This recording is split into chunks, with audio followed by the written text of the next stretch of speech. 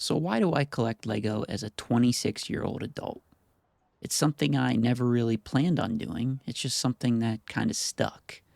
And the more time that passed, the more I realized it wasn't just about nostalgia or holding on to something from my childhood. At some point, Lego stopped feeling like a toy and started feeling like an actual hobby, one that actually fits into my adult life.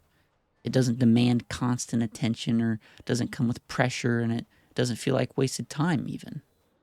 But I want to talk about why I collect it and what I actually get out of it and why it's become something I genuinely value as an adult. So I'm going to have some gameplay up in the background of me playing around on Tatooine and the Skywalker Saga since it kind of fits the vibe of the video. Now, the Lego adult issue that I want to talk about is you get to the point sometimes of, am I actually wasting my time? Am I wasting money? What am I actually doing and getting out of collecting Lego? That's obviously intended to be a plastic toy for kids. Now, part of this comes from societal pressure, I think, in the fact that your family, your peers start saying things like you should just grow up at some point or give up what you're doing that is intended for a child. Now, my answer to that sometimes is grow up to what exactly? Like drinking, drugs? I mean, honestly, what exactly are you supposed to grow up to? Are you supposed to grow up to certain hobbies? When does a childhood hobby turn into something that you should no longer be doing as an adult? And I think Lego was something that just has a universal effect on people that if you had it while you were a kid, we all go through this sort of dark era where you sort of step away from it because of that societal pressure in the family or peers, or just maybe you just stopped altogether because you yourself thought it was wasting time or something that you shouldn't be doing as a teenager or a young adult. And I've always wondered why that is. And I always come back to this same answer, and I really believe it's the societal pressure. It wasn't ever, oh, you shouldn't be doing this because it's affecting your life badly. Because obviously, on the contrary, we all loved it at one time. So many adults love it now. And Lego's even conducted studies where it actually relieves stress and it's actually a more healthy hobby to have. So it's kind of out there like, why do we stop and then come back to it as adults? It's that longing for just the nostalgia and the stress relief and the calming feeling and the innocence of this sort of hobby. So you obviously have life responsibilities versus hobbies. You're constantly juggling as an adult what you should be doing for your family or loved ones, and then what you should be doing for happiness. And as an adult, you usually lean into the more social instances where you're drinking and going out and partying and whatnot. Now, often life responsibilities can coincide with the happiness. Obviously, working at a job you should be happy at. You shouldn't hopefully not be waking up every day hating your life. And that's why picking a job that is something you like waking up to is so important. Going to college or anything for that matter is important so that when you wake up, you're not feeling dread and you're not feeling just the depression of day to day life. Then you have the hobbies, which are more not so a requirement, but they give you the happiness, that peak level of happiness that you don't often get from working. Now, some people obviously they can find the life responsibility that is a hobby to them.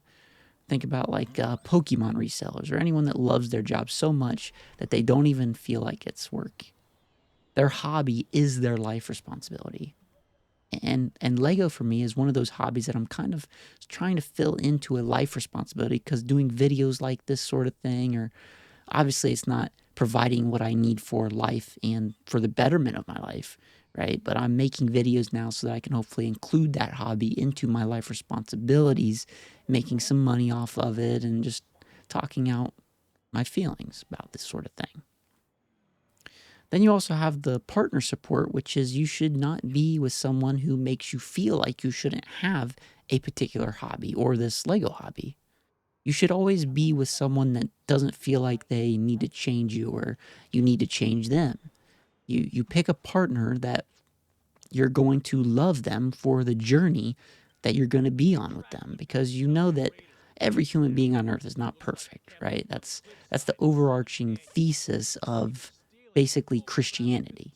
You're not perfect. No one's going to be that perfect being that is perfect for you, that is perfect for anyone.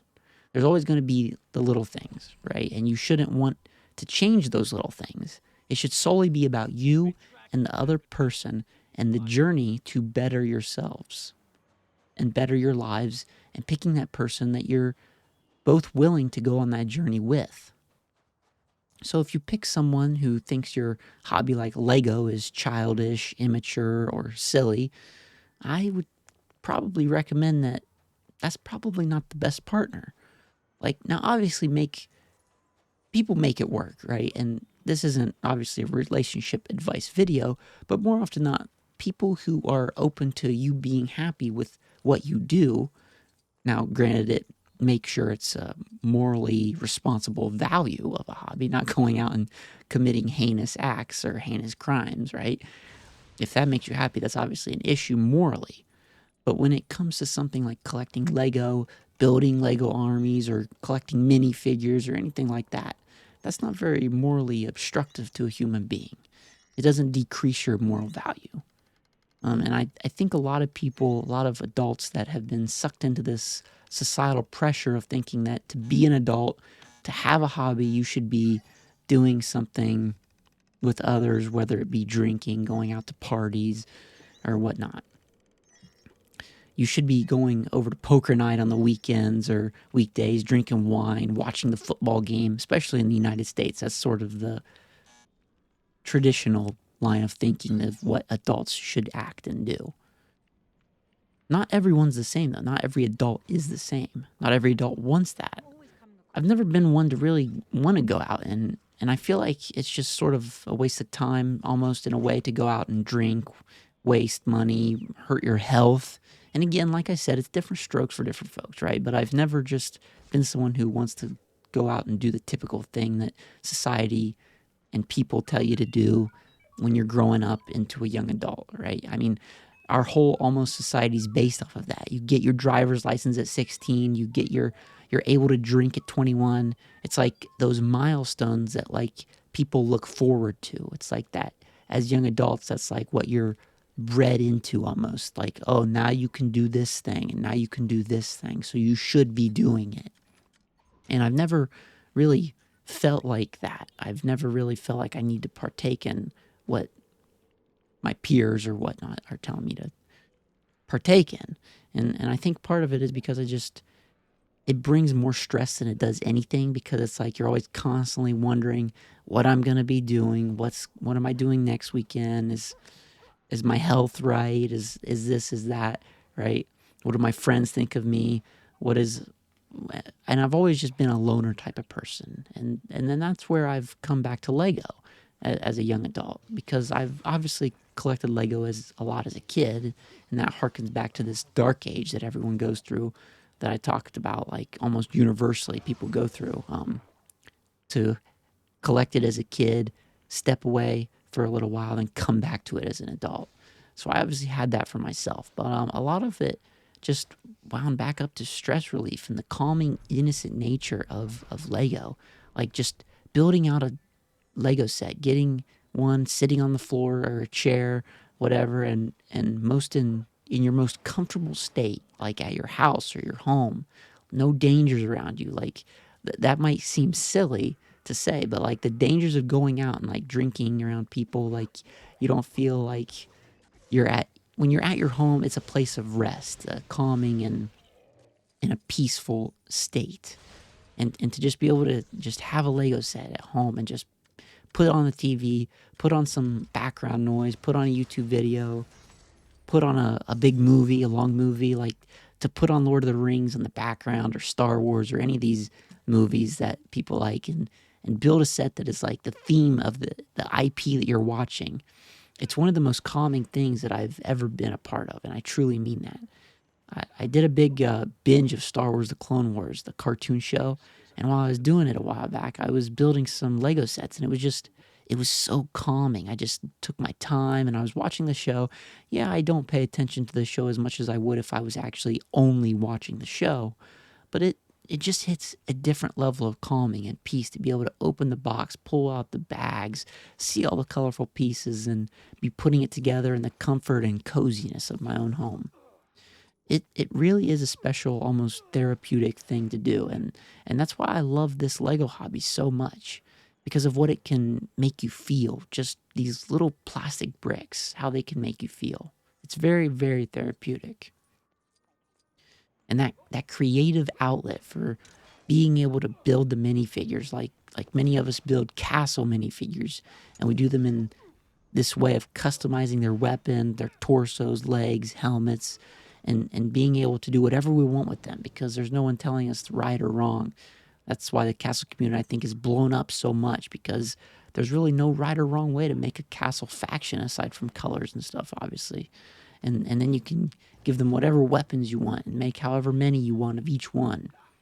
And that's so unique because some Lego themes, you obviously have Star Wars, you got a lot of characters, but with the castle theme, you just sit there and just make whatever you want. And that's why I think the castle theme is one of the most creative outlets at times when it comes to Lego. That's why it's unfortunately that it went away. I'd really love to see it come back, and that's why Lion Knight's Castle, I think, sold so well because people really long for that classic castle with Lego. Basically, creativity of what you can do, building your own castle mock the way you want it, building your factions the way you want them to be. Aside from Star Wars here that we're playing, and you got the Mandalorians, you got these guys. There's a bit of customization you could do with them, but the freedom of the castle theme or the pirate theme, it's very fun to be able to just let your imagination run wild and creativity run wild. It's almost like you're writing out a story in your head as you're building and doing whatever you're doing for the mocks and what have you. And then you have that tangible accomplishment at the end of the day, like finishing a set that can last in some cases years, right? There's so many adults that have Lego sets that in the castle community they've had them for so many years. They're so old, they're like decades old, and I really think that, and that's amazing to see that that set meant something to them so much that they're keeping that together. I myself have done that same thing. That I was back in maybe 2008. I've kept my Star Wars sets together. One of my first ever Lego sets I ever built was Darth Vader's TIE Bomber. I still got that thing, still built. I never unbuilt it. I always kept it in my room somewhere throughout my entire childhood, through my teenage years, the dark era, and now my adult life. And you can see it at the bottom of my videos. It's in that bottom shelf in the glass next to the books and the games. And there's something about that we've all kept those sets and we've all like kind of protected them in a way throughout our life. Like it's almost some sort of religious artifact or something that we're holding on to as we're going throughout our life. That somewhere in our room, remembering back to a time that we had that set up somewhere, and it calls back to a time of getting it as a gift or birthday or Christmas, or getting it for ourselves when we saved up money, when we did chores or did a job or something. You know what I mean? Like it's just there, something about the Lego sets and that feeling that just stays with you. You can't now obviously you can't escape money, right? Like people who say money can't buy happiness, well, yeah, I understand what the moral of that story is supposed to be, but money is also a necessity to live, right? Like you have to have some amount of money to be able to live a life, have a house, have food, water, shelter. And when you're as an adult, you're buying these Lego sets, you're almost thinking of them as an investment, especially me myself. It's like even if you have no intention of ever selling the set, it's almost like you know that you could sell it if things were bad enough. Like I buy Lion Knight's Castle. It's a big expensive set. It's $400 or whatnot. And to be able to get it on like Black Friday when it was on a deal and get some insiders points and a bunch of GWPs, it's almost like it's the game of investment. Like I assume it's the same type of feeling that people in the stock trades get. It's like, I know I'm never going to sell this thing, but I could for a profit probably if I ever had to. And that's a very unique thing for Lego. You don't get that a lot with toys. Like you get it with some toys, like a couple of them probably would sell for the same price, thinking about like action figures or not. But Lego, on the other hand, Lego is always this thing that like always increases in value when they retire.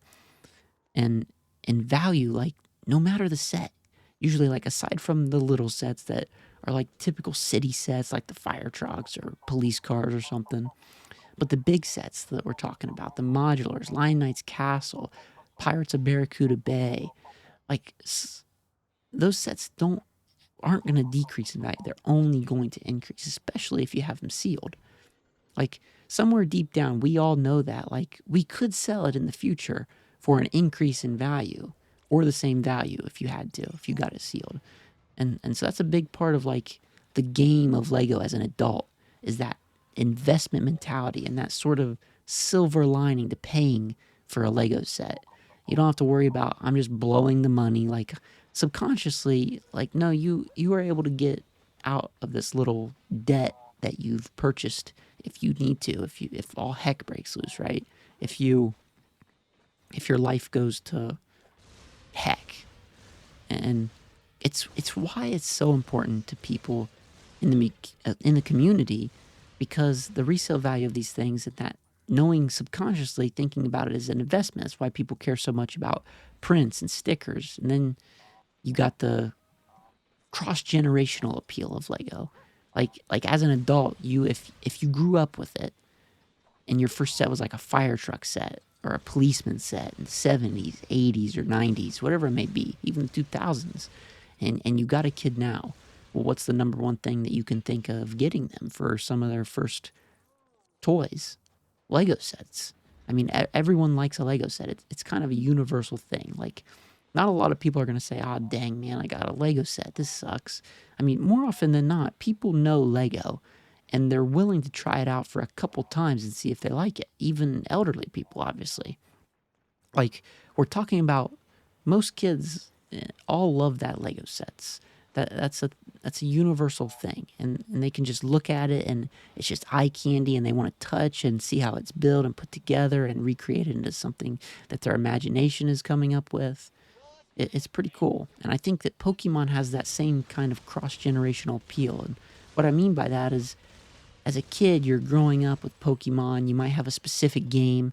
Say, like I grew up with Pokemon Yellow, one of the first games ever come out, and you pick your starter for your first Pokemon, and even 20 years later now, they're still making that same sort of cookie cutter game, and it's really worked out for them. Like you can go get the newest Pokemon, and it's a new region. Kids get it. They pick their first Pokemon, and they have that same feeling that you had when you played the first Pokemon game. And it's just a really cool feeling. It's a cross-generational type of feeling for especially Lego and especially Pokemon, I think. And I really think you should just be embracing your hobbies. And as an adult, I'm not going to think that it's weird that I'm collecting Lego or make Lego videos. Yeah, I'm not going to walk around telling people that, hey, I make Lego videos. But I'm also not going to feel embarrassed about it, because who's to say what I should do that makes me happy if it's obviously of moral value that we talked about, right? Like I said about doing heinous acts, like obviously that's a problem. But if it's something like playing a video game, or like I said, for some people it's going out, going to parties, playing poker, going out drinking.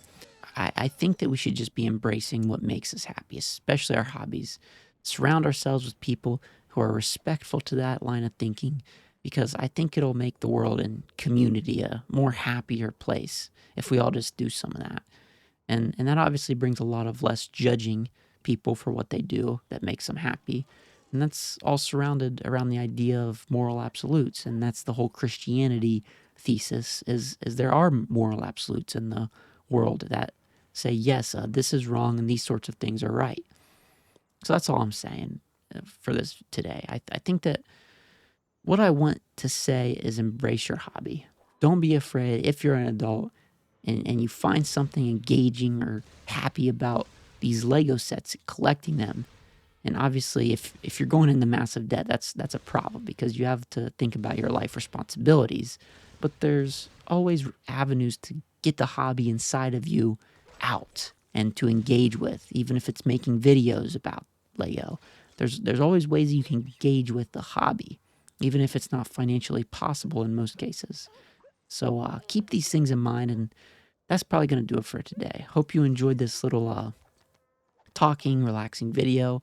I just wanted to put on the camera, put on some game, and just kind of talk my thoughts out. So I hope this helped somebody out, brought some comfort, because I'm right there with you. If you're a fan of an adult fan of Lego, and you've ever felt like, what am I doing? Why am I doing this? Am I wasting my time? Am I wasting my life? I think the answer is, if it's making you happy and you're not financially going into massive debt, or any debt for that matter, if we're talking about Dave Ramsey here, you know, the whole song and dance, I think you should just do what makes you happy. So that's going to do it for today, and I'll see you in the next video.